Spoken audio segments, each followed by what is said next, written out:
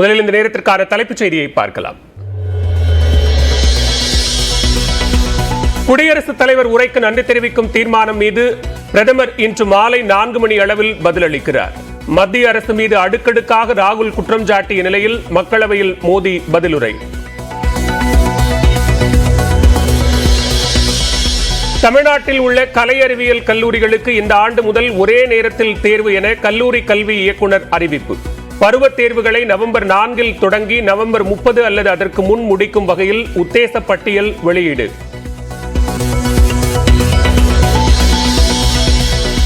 அரசு கலை அறிவியல் கல்லூரிகளில் மாணவர் சேர்க்கைக்கு விண்ணப்பிக்க மீண்டும் அவகாசம். நாளை முதல் 3 நாட்கள் விண்ணப்பிக்கலாம் என அறிவிப்பு.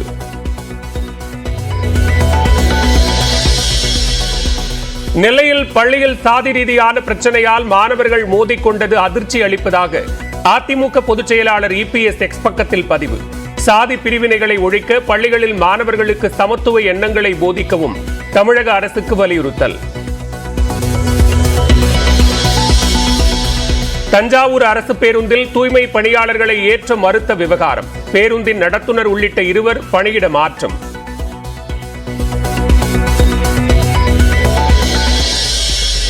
சென்னை விமான நிலையத்தில் 2 மாதங்களில் 167 கோடி மதிப்புள்ள 267 கிலோ தங்கம் கடத்திய யூடியூபர் ஷபீர் அலி உட்பட 9 பேர் கைது. விமான நிலையத்தில் கடையை தொடங்கி ஊழியர்கள் மூலம் ஷபீர் அலி தங்க கடத்தலில் ஈடுபட்டது அம்பலம். கரூர் நீதிமன்றத்தில் இடைக்கால முன்ஜாமீன் கேட்டு முன்னாள் அமைச்சர் MR விஜயபாஸ்கர் மனு. 100 கோடி ரூபாய் மதிப்புள்ள 22 ஏக்கர் நிலத்தை அபகரித்ததாக வழக்கு பதிவான நிலையில் முடிவு.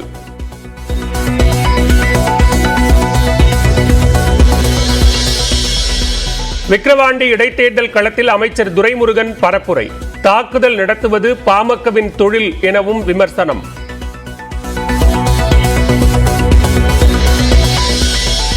%69 இடஒதுக்கீட்டை பாதுகாப்பதற்காகவாவது சாதிவாரி கணக்கெடுப்பு நடத்த வேண்டும். பாமக தலைவர் அன்புமணி ராமதாஸ் கருத்து.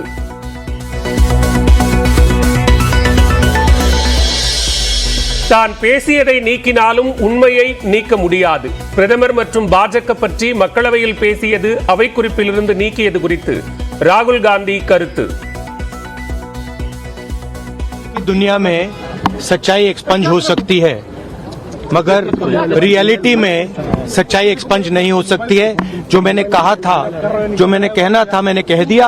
वो सच्चाई है और एक्सपंज करें, जितना करना है करें. सच्चाई सच्चाई होती है. धन्यवाद. அவை குறிப்பிலிருந்து நீக்கப்பட்ட தனது பேச்சுக்களை மீண்டும் சேர்க்க வேண்டும். சபாநாயகருக்கு எதிர்க்கட்சித் தலைவர் ராகுல் காந்தி கடிதம்.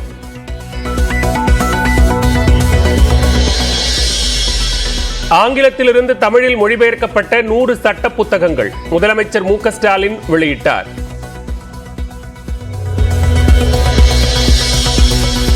MLA-விற்கான சம்பளம் மற்றும் இதர படிகள் வேண்டாம். ஆந்திர அரசின் நிதிநிலை கவலைக்கிடமாக உள்ளதாக கூறி பவன் கல்யாண் அறிவிப்பு.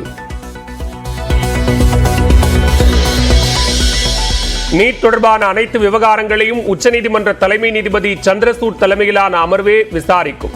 நீட் வழக்கின் முக்கிய விசாரணையை ஜூலை 8ஆம் தேதி நடத்தவும் அமர்வு முடிவு. திருப்பத்தூர் அருகே இருசக்கர வாகனத்தில் பயணித்த போது நிலை தடுமாறி மேம்பாலத்தில் இருந்து விழுந்த தலைமை ஆசிரியர் படுகாயமடைந்து உயிரிழந்த பரிதாபம்.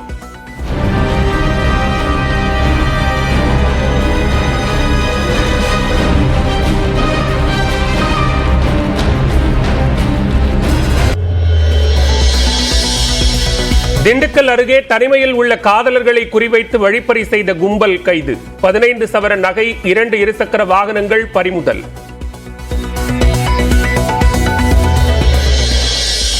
நாளை தாயகம் திரும்பும் உலகக்கோப்பையை வென்ற இந்திய கிரிக்கெட் அணி.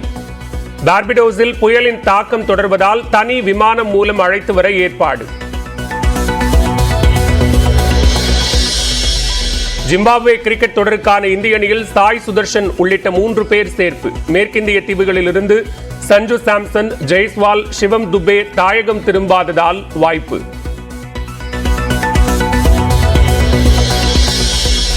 அஜர்பைஜானில் நடைபெற்ற விடாமுயற்சி படத்தின் ஷூட்டிங் முடித்துக் கொண்டு சென்னை திரும்பிய அஜித் முண்டியடித்து புகைப்படம் எடுக்க முயன்ற ரசிகர்கள்.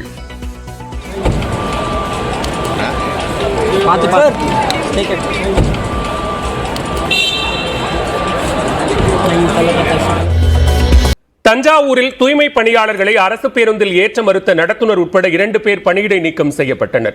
தஞ்சாவூர் மருத்துவக் கல்லூரி மருத்துவமனையில் பணியாற்றும் தூய்மை பணியாளர்களை அரசு பேருந்து நடத்துனர் ஏசுதாஸ் மற்றும் நேர காப்பாளர் ராஜா பேருந்தில் ஏற்ற மறுப்பு தெரிவித்தனர். இதனை கண்டித்து சுமார் 50 தூய்மை பணியாளர்கள் பேருந்து நிலையத்தில் மறியல் போராட்டத்தில் ஈடுபட்டனர். மேலும் அரசு பேருந்தில் தொடர்ந்து தரக்குறைவாக நடத்துவதாகவும் இலவச பயணம் என கூறி ஏற்ற மறுப்பதாகவும் குற்றம் சாட்டினர்.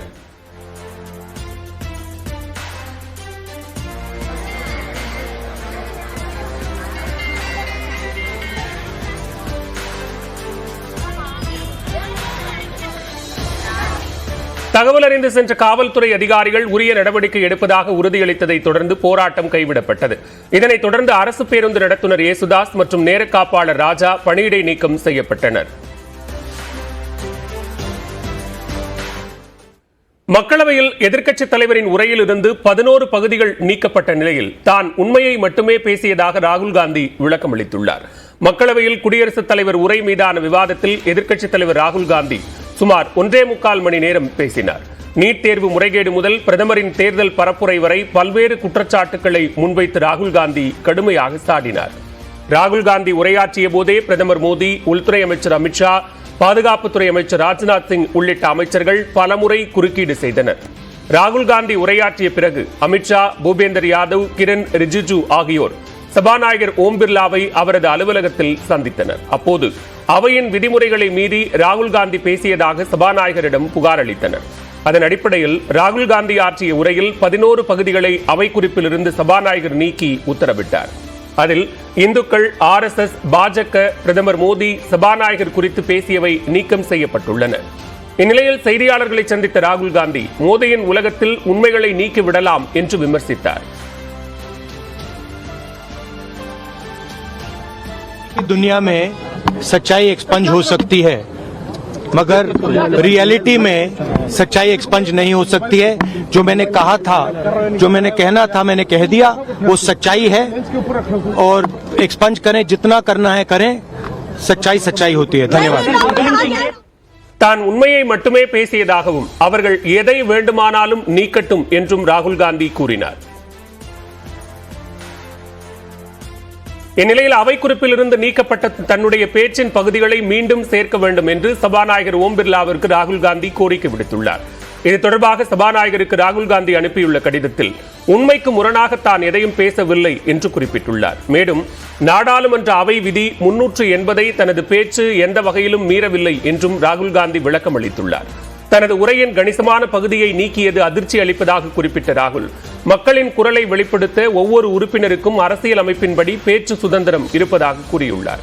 நாட்டு மக்களுடைய கவலைகளை மக்களவையில் எழுப்புவது ஒவ்வொரு உறுப்பினரின் உரிமை என்றும் ராகுல் காந்தி தனது கடிதத்தில் குறிப்பிட்டுள்ளார். எனவே அவை குறிப்பிலிருந்து நீக்கப்பட்ட தனது பேச்சை மீண்டும் சேர்க்க வேண்டும் என்றும் கடிதத்தில் ராகுல் காந்தி வலியுறுத்தியுள்ளார்.